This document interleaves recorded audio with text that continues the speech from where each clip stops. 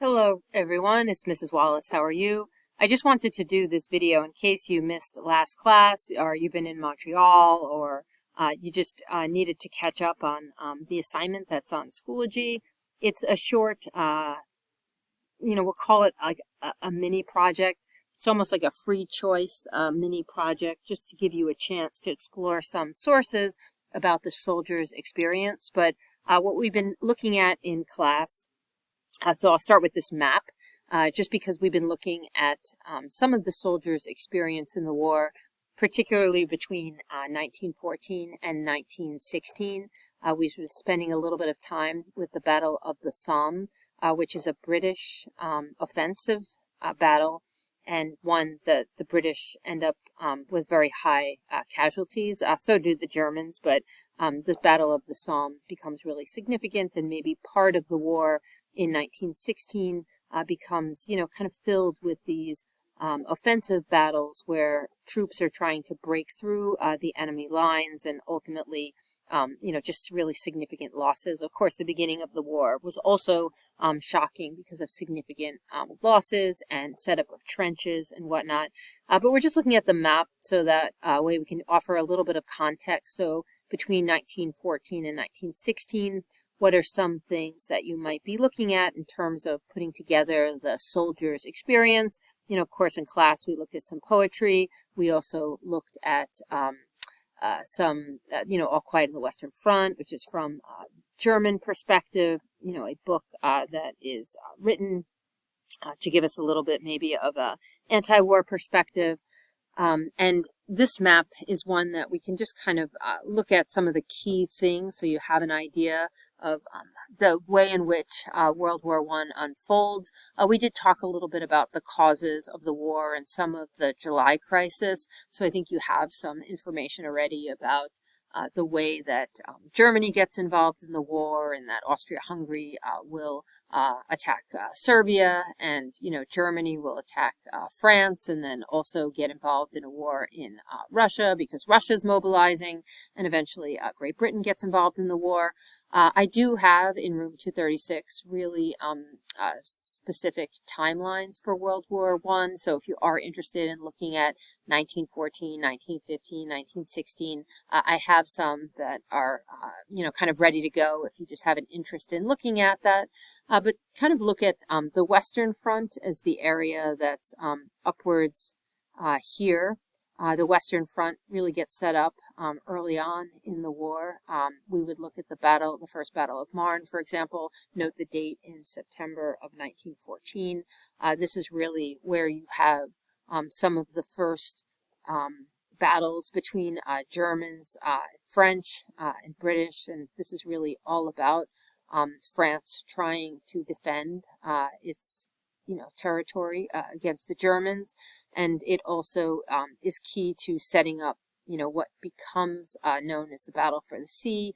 But if you look at the northern part of Belgium, and you look at the Battle of Ypres, and there's a few of them, but in October and November of 1914, where each side, Germans and the French, are trying to outflank each other, and ultimately we see the trenches established on the Western Front. At the same time that that's happening, you can go all the way over to the Russian front. So if you look at where number one is, the Battle of Tannenberg, this is actually in August of 1914, so even before the first Battle of the Marne.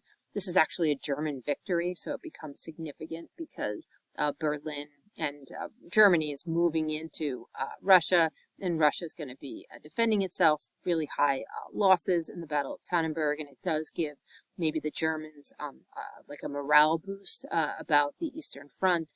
Throughout the war, the Eastern Front, as you see that green line, maybe it's a little bit more fluid than what we see in the Western Front, but also notable trench warfare.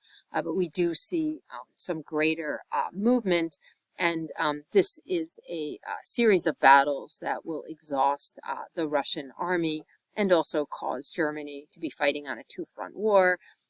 Within Russia, citizenry will become very affected as well. And we see this in all of the countries. Something about World War I is it often gets described as like a total war. So within Russia, there is a great deal of government rule. I mean, the Tsar is in control at the time, but there is a great deal of loss of life of citizens because of lack of food. Even your military is going to be undersupplied. So there's a great deal of effects of the war effort, on the entire people of Russia, and that becomes really significant. You also see some of the Russian front where we might see the Ottoman Empire. So the Ottoman Empire enters the war, and one of the big battles that you may have heard of is Gallipoli. It's near the Dardanelles, which is a body of water that enables access ultimately to Constantinople and the Black Sea. Control of the Dardanelles is really significant because it cuts off a great deal of Russia. And Ottoman Empire control of the Dardanelles was very problematic. The British for a long time had been planning to free up the Dardanelles, and so they plan a massive invasion, and they use some of their dominion. So we see New Zealand and Australia really significantly support Britain in Gallipoli, and it is kind of a horrific loss for the British, a great deal of casualties also from disease. And then the Gallipoli is actually the land battle that is kind of corresponding to the freeing up of the Dardanelles. And ultimately that is an Ottoman Empire win, which also puts a little steam in the sails of the Ottoman Empire, but not something that lasts significantly. If you look to the east part of the Ottoman Empire, you can see the border with Persia, the city of Baghdad, in modern-day Iraq. You can also notice the Caucasus campaign, the Mesopotamian campaign, the Palestinian campaign. These would be Allied or British, movements into the Ottoman Empire, British and also Russian, for the purpose of a couple of things. The British are trying to, kind of release some pressure on Russia that's fighting in the Eastern Front. So some of that is to kind of, take away some of the potential power that the Ottoman Empire could have there.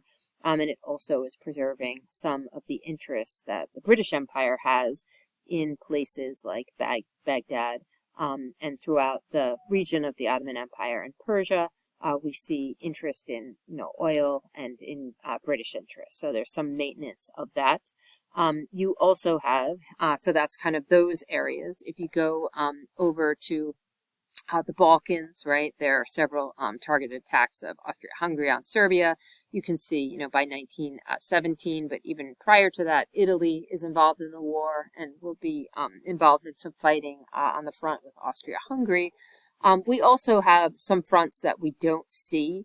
One would be the role of Japan, which becomes an ally early on in World War I, an ally of Britain's, and Japan's role will be to try to access German colonial places on the map, as well as spheres of influence, so German territory in Samoa, for example, or German territory in China. So some of that becomes really important.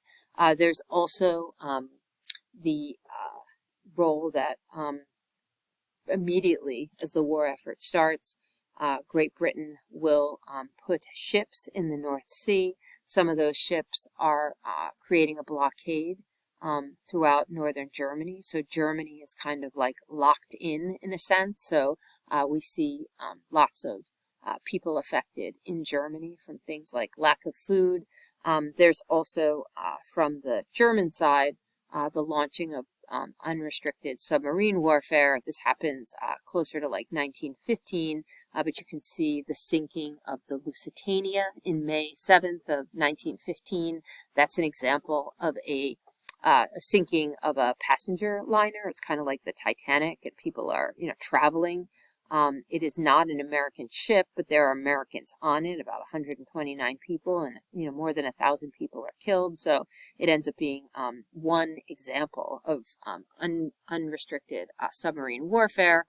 That is kind of Germany's answer to the blockade to try to stop supplies going from allies across the Atlantic, like the U.S., to Britain. And, the Lusitania, for the record, did have arms in it, despite the fact that it was a ship that was for passenger purpose. It was carrying arms to Britain.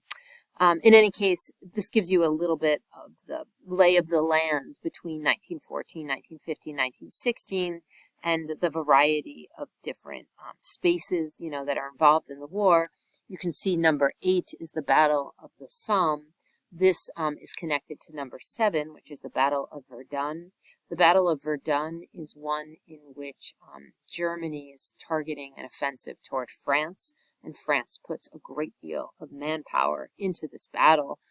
It becomes an all-out defense for France, and this is in February to December of 1916, so it's a very long battle, and it is requiring a lot of German and French resources. The Battle of the Somme is initiated by the British. They would have liked to make it later in the year or in 1917 for planning purposes, but they also have the goal of trying to keep the Germans busy and help out the French at the Battle of Verdun.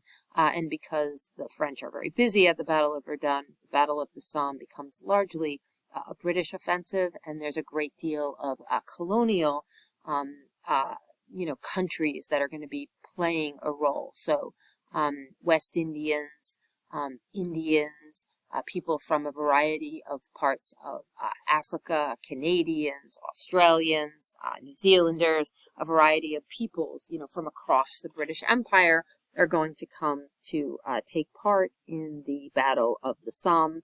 The British Expeditionary Force is the unit, that's doing the fighting. And for the record, many of the soldiers were, for the most part, very green. They had been citizens, not necessarily a professional army, trained lightly, and then, brought to the front. So the Battle of the Somme is not going to be completed, by soldiers who have professional training. This whole idea of total war, really involves every part of the country. And this is the case in Germany, it's the case in France, it's the case in England. Lots of factories that were previously making other things are going to be all in for making war goods. Industrial resources are going to be rationed, so typical people couldn't have access to goods that needed to be used for a military purpose. Governments are also going to install a draft. We see this in England, for example, just before the Battle of the Somme. Most of the people fighting will not be drafted, had been volunteers who signed up. Many from PALs battalions, people who are all from the same town and kind of sign up as a group of friends. That was an incentive. But a really bad idea when a lot of those battalions, had heavy losses.